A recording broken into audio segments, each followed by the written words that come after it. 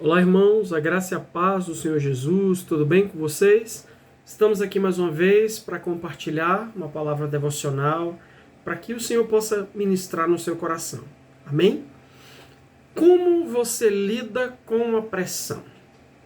Nós estamos a cada dia sendo pressionados e de diversas formas, pelo mundo, pelas situações, pelos problemas que nos acercam, pelas pessoas, pelo diabo, enfim, existem diversas fontes de pressão.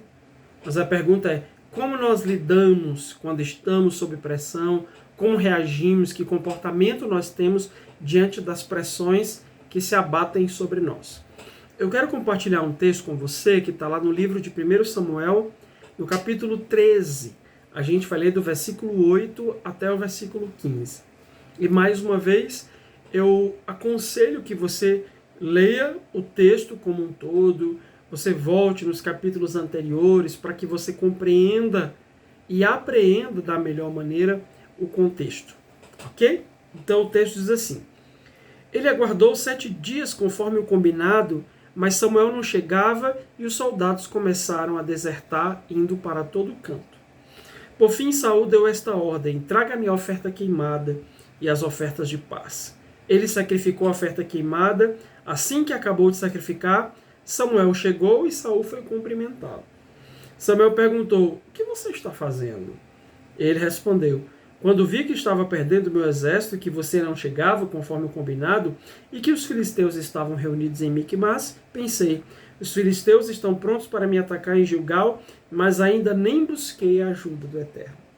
Por isso, tomei a iniciativa e sacrifiquei a oferta queimada. Samuel disse a Saul: você cometeu um grande erro. Se tivesse obedecido à ordem do Eterno, seu Deus, ele teria confirmado hoje o seu reino sobre Israel. Mas agora o seu reinado está desmoronando. O Eterno já está procurando um substituto para você. Dessa vez, é ele que fará a escolha. Quando ele o encontrar, vai designá-lo o novo líder do seu povo, tudo porque você não se ateve ao que foi combinado com o Eterno. Depois disso, Samuel deixou Gilgal e foi para Gibeá de Benjamim. Saul contou os soldados que ficaram com ele. Havia apenas 600 homens. Amém? Amados, se você voltar alguns versículos, mais precisamente os versículos iniciais desse capítulo, você verá que os israelitas estão na iminência de uma guerra contra os filisteus. Mas os inimigos são numerosos, e o texto lá no comecinho desse capítulo diz que Saul tinha conseguido reunir 3.000 homens. De modo que, mesmo 3.000 homens, diante do exército dos filisteus, esses 3.000 homens ainda eram muito poucos. Mas o Senhor, Samuel havia dito: olha, me espera no 7º dia, que eu vou chegar, a gente vai consultar a Deus, e ele vai nos dar vitória, ou ele vai nos dirigir sobre o que nós devemos fazer. Então Saul foi à guerra, os filisteus começaram a armar o seu fronte de guerra, começaram a fazer determinadas ameaças, e naquele momento pareceu a Saul que Samuel estava demorando. E o que ele fez? Ele ficou se sentindo pressionado, porque os homens do seu exército estavam deserdando. A Bíblia diz que soldados estavam fugindo, indo embora, de modo que ficaram só 600 homens. Ou seja, 2.400 homens haviam ido embora. E Saul, pressionado pelo momento, ele decidiu tomar uma atitude, ele decidiu fazer algo. Ele vai e sacrifica, faz a oferta a Deus como forma de consultar ao Senhor qual era a vontade de Deus. E aí naquele momento Samuel chega, olha para a situação e diz: ó, você fez isso errado, e ele diz o que a gente acabou de ler. Mas o fato, queridos, que eu quero destacar com você é que Saul estava no meio de uma pressão enorme. Eu quero convocar você para estar mentalmente, para que você pense comigo, como estava a situação de Saul e quais eram as coisas que o estavam pressionando naquele momento. O exército do inimigo era numeroso. A Bíblia diz que os filisteus estavam em grande número, eles tinham carros, eles tinham um arsenal enorme, e ele também estava fazendo ameaças. Outra fonte de pressão era que os filisteus já estavam se armando, se articulando para um possível ataque, mas os israelitas estavam parados, apenas esperando a chegada do profeta, esperando a chegada do direcionamento correto de Deus para a guerra. E daí, outro fator agravante é, se você ler a partir do verso 16, até o finalzinho desse capítulo, você vai ver uma coisa curiosa, né? E que a gente não vai poder aprofundar esse fato que tem uma relevância espiritual. O texto diz que o povo de Israel não tinha armas, porque eles não tinham ferreiros. Ou seja, eles não tinham ferreiros, se eles precisassem de armas, eles tinham que pedir permissão dos filisteus, e eram os inimigos que afiavam as armas de Israel. Que coisa maluca! E apenas 2 espadas existiam. Em 3.000 homens, 2 estavam armados, os únicos, que era Saul e seu filho Jonatas. Outra fonte de pressão é a deserção em massa. Os soldados, quando começaram a perceber a sua desvantagem, eles começaram a ir embora. O texto, se você ler no comecinho do capítulo, você vai ver que o texto diz que os soldados começaram a correr para as cavernas, para os montes, porque eles realmente estavam com muito medo. E também a ajuda supostamente demorou. Samuel tinha dito que era no 7º dia, mas parece que Samuel havia se atrasado, perdido o bonde, e Saul ficou aperreado e teve que tomar uma atitude. Amados, muitas vezes nós estamos debaixo de várias fontes de pressão.